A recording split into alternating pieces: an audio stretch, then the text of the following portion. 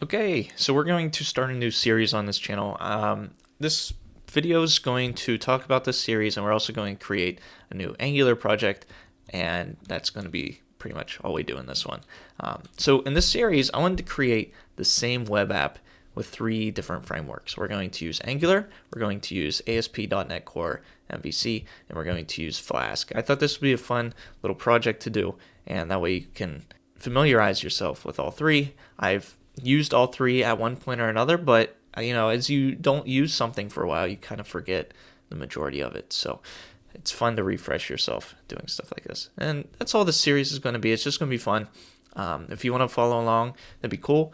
And the web app that we're making that's going to be similar in all 3 frameworks is some kind of online character counting tool, kind of like this. So we have this big text area here, or this big input, and I can just start typing, or I can paste in a string and it'll tell me how many characters are in that string. I don't care about the words or the sentences or paragraphs. Sure, you can do that, but strictly for me, I just care about characters. I've used stuff like this in the past before, because if I'm debugging something where someone enters something into a database, maybe one of the issues is that the string that they're passing in for the column is too large. Maybe the column of a database table is a certain size, right? And then they're trying to pass in something that's larger. That'll give an error, and then I'll paste in here what they're trying to pass in into a table, and that'll help me determine if it's too large or not.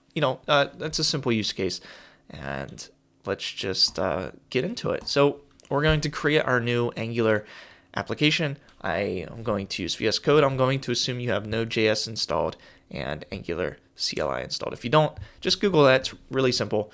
You just install 2 things, and VS Code is going to be my editor of choice. So down here in the terminal, we can write ng new whatever name we want to give this project. So character count is what I'll name it.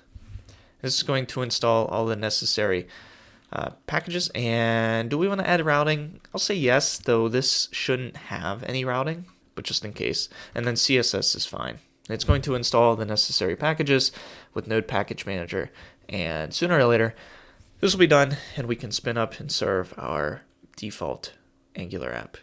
Alright, so it's done installing everything. Now if we wanted to serve this up and just take a look at the default app, we can do ng, we need cd into the new character count directory it created for us. So cd character count, and then ng serve -o to open it once it's done compiling everything. And do we want to share with Google? Nah, I'll put no. Okay, so if this is your first ever Angular app, there you go. We created a new Angular project. Now we didn't really do anything to it, and if we wanted to, we can do that here. So go back into VS Code.